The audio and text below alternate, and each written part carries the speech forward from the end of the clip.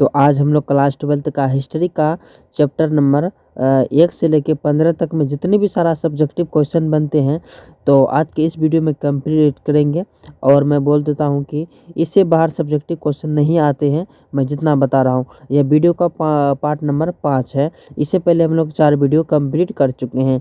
अगर आप इसका पीडीएफ लेना चाहते हैं तो लिंक डिस्क्रिप्शन में मिलेगा, वहाँ से पीडीएफ ले सकते हैं बिल्कुल फ्री में। ठीक है, तो चलिए सबसे पहले वीडियो में क्या बोला जा रहा है, 101 नंबर बता रहा हूँ आज का वीडियो में। बोला जा रहा है कि अंग्रेजों ने मद्रास से चेन्नई के आसपास अपना प्रभाव कब और कैसे स्थापित किया। ठीक, कैसे स्थापित किया, चलिए देखते हैं कब और कैसे। इसमें बोला जा रहा है अंग्रेजों ने दक्षिण अपनी फैक्ट्री मसूलीपट्टनम में 2000 क्या बोला जा रहा है 1611 में स्थापित किया। कब क्या, 1611 में। इसका आंसर मिल गया, 1611 में स्थापित किया। पर जल्दी, ठीक है, जल्द ही मतलब जल्द ही उनकी गतिविधियाँ, क्या बोला जा रहा है, गतिविधियाँ के केंद्र मद्रास से चेन्नई हो गया, और जिसका पट्टी 1900 मतलब 1639 में वहाँ से स्थानीय यानी स्थान छोड़कर राजाओं ने उन्हें मतलब दिया था। राजा ने उनको उस जगह की किलेबंदी के उसका प्रशासन चलाने के लिए सिक्के ढालने की अनुमति, इस शर्त पर जल्द ही बंदगाह, ठीक है, बंदगाह के प्राप्त लुंची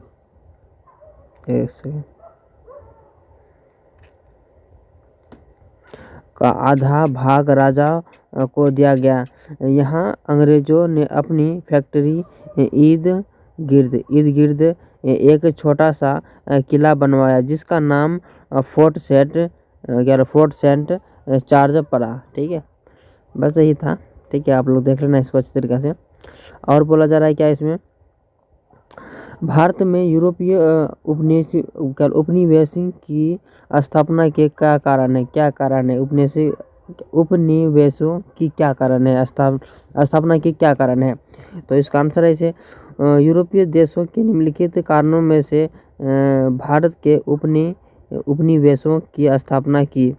आइए देखते हैं 1 नंबर में क्या बोला जा रहा है। 1 नंबर में कच्चे माल का प्राप्ति, निर्मित माल की खपत, ईसाई धर्म का प्रचार तथा 4 नंबर बोला जा रहा है कि समृद्धि की लालसा, और कुल मिलाकर यूरोपीय अपने उद्योगों के लिए आवश्यक कच्चे माल एवं इन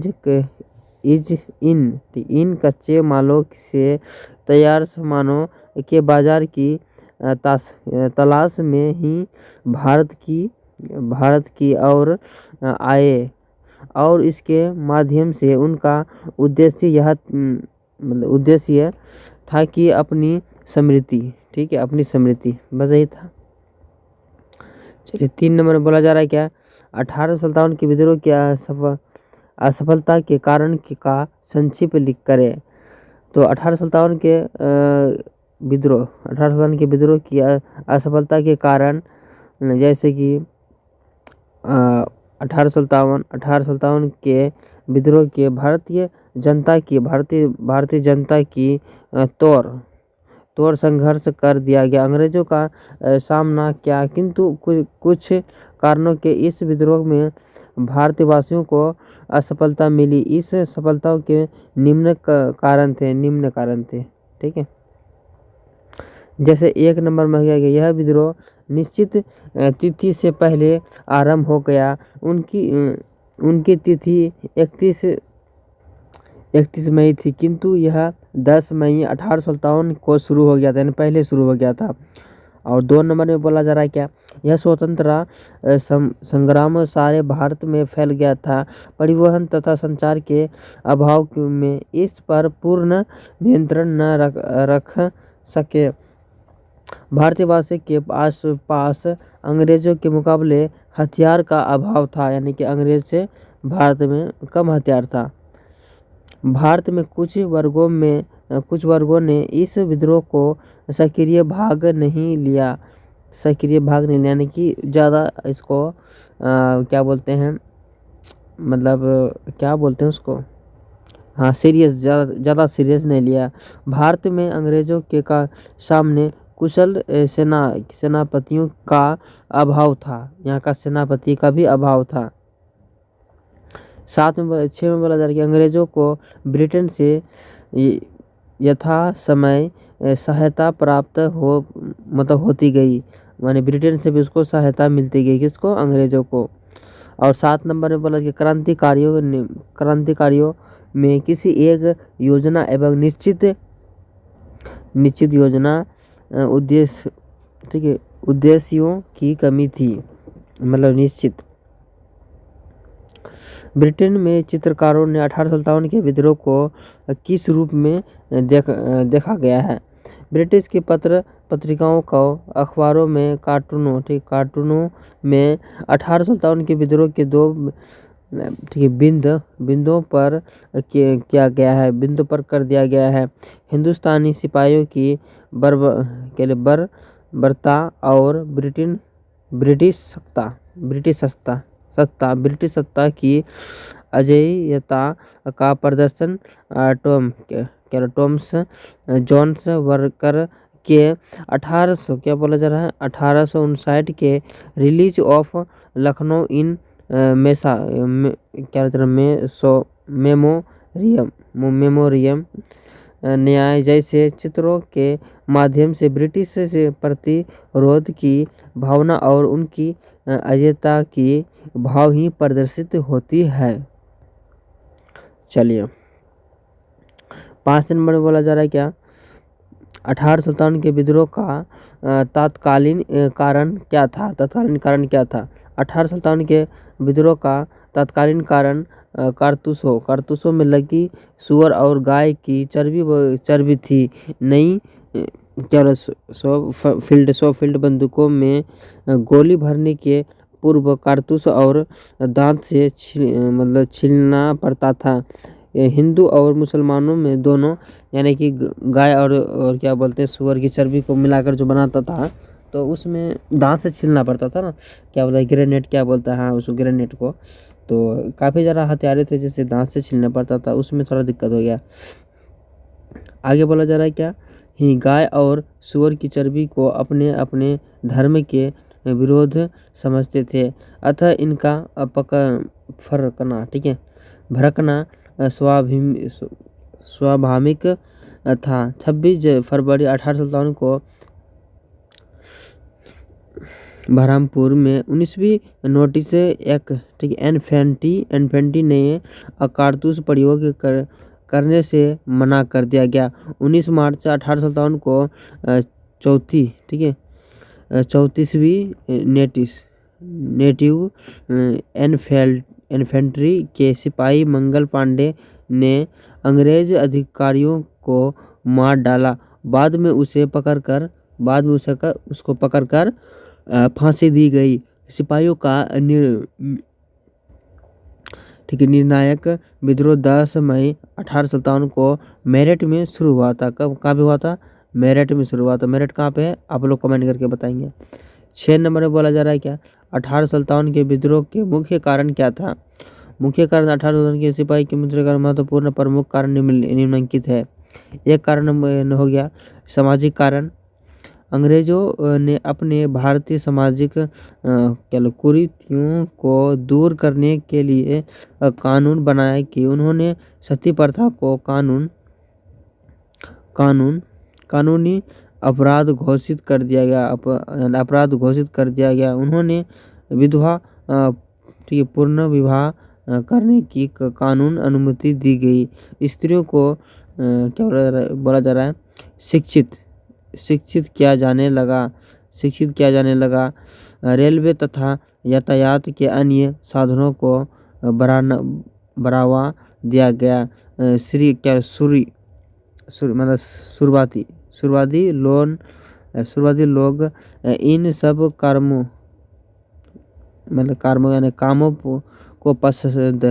कामों को संदेह से देखते ही उन्होंने भय हुआ कि अंग्रेज हमारे समाज को तोड़ मरोड़ कर हमारी सारी सामाजिक मान्यताओं को समाप्त कर देना चाहता है।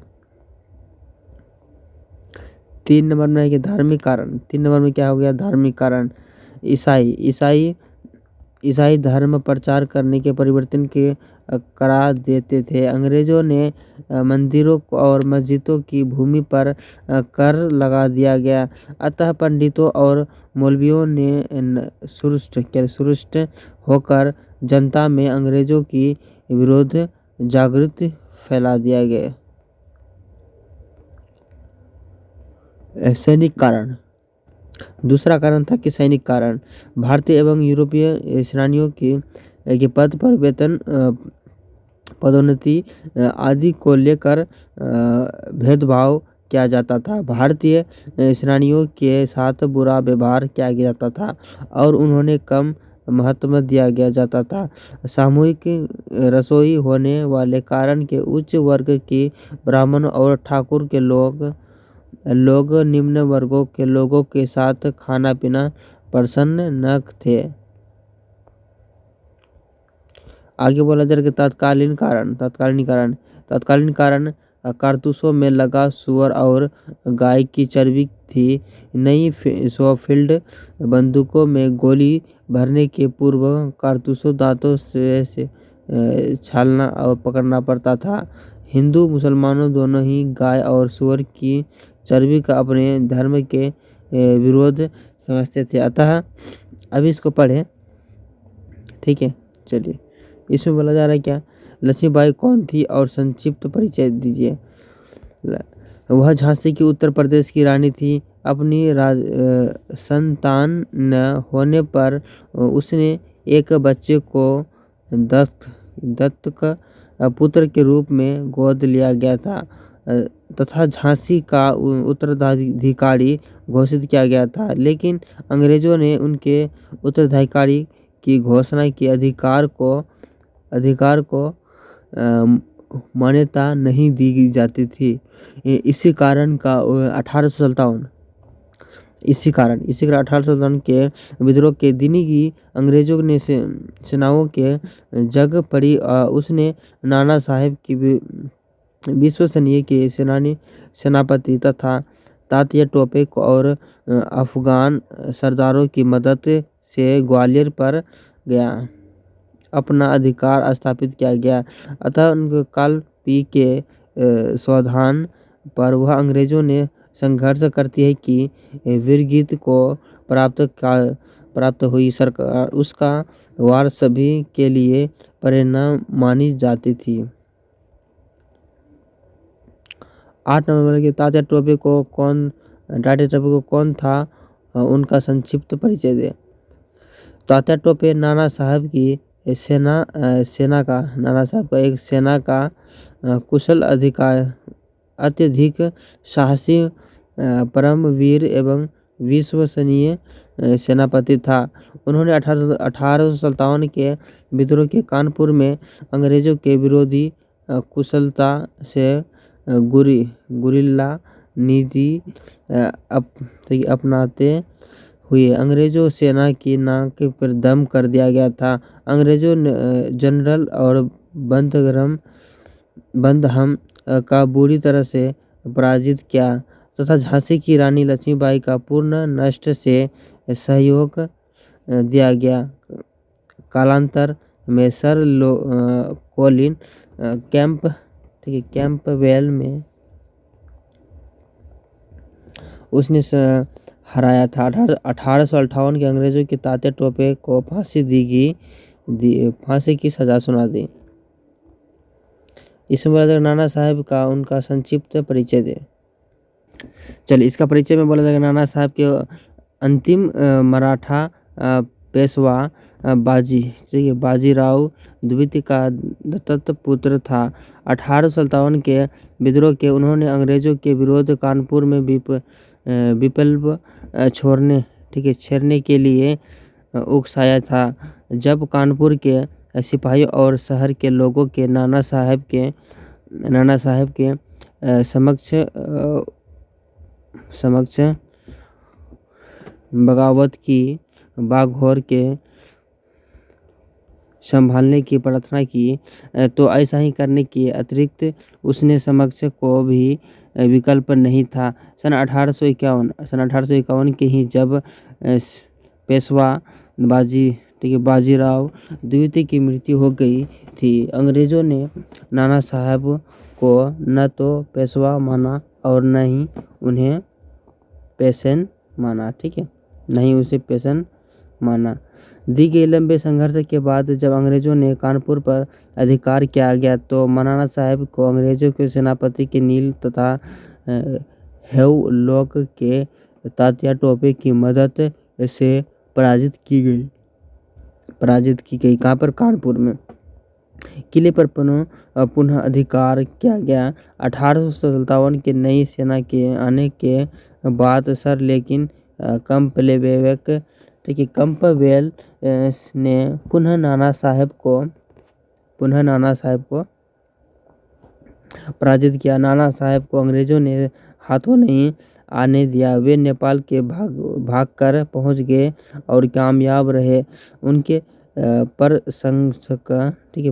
प्रशंसक उनकी इस कूटनीति के उसके साहस एवं बहादुरी की ही हिस्सा मानते हैं। चलिए 10 नंबर में क्या बोला जा रहा है? मंगल पांडे। क्या बोला? मंगल पांडे कौन थे, उनका संक्षिप्त लिखिए मंगल पांडे के बारे में। मंगल पांडे भारत के इतिहास के प्राय मंगल पांडे 1857 के विद्रोह का एक प्रथम जनक था। महान देशभक्त था, क्रांतिकारी माना जाता है कि बैरकपुर बंगाल की 34वीं सैन्य और बटालियन का एक साधारण सिपाही ही थे। उन्होंने अपनी छावनी में चर्बी वाले कारतूस की बात पहुंचाई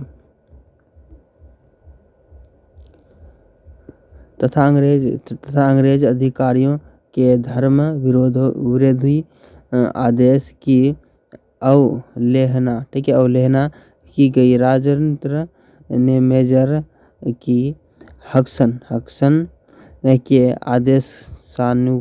आदेशानुसार कि जब किसी की भारतीय सेना की सैनिक के पांडे को कैद नहीं किया गया तो उन्होंने हक्सन तथा और क्या लेफ्टिनेंट बाम को उसके घोड़े सहित ढेर कर दिया गया। कालांतर उन्होंने कैद कर दिया गया तथा 8 अप्रैल 1857 को फांसी दी गई थी। उनकी वीरता एवं कुर्बानी है। और क्या बोला जा रहा है? कालांतर में मेरठ सैनिक छावनी के विकल्प की भूमिका की तैयार की गई है। ठीक है, तो बताओ वीडियो कैसा लगा। कहीं पे कोई सा भी मिस्टेक, दिक्कत कुछ भी तो प्लीज़ उसको एडजस्ट कर लेंगे मेरे भाई। नींद बहुत लग रहा है मुझे, तो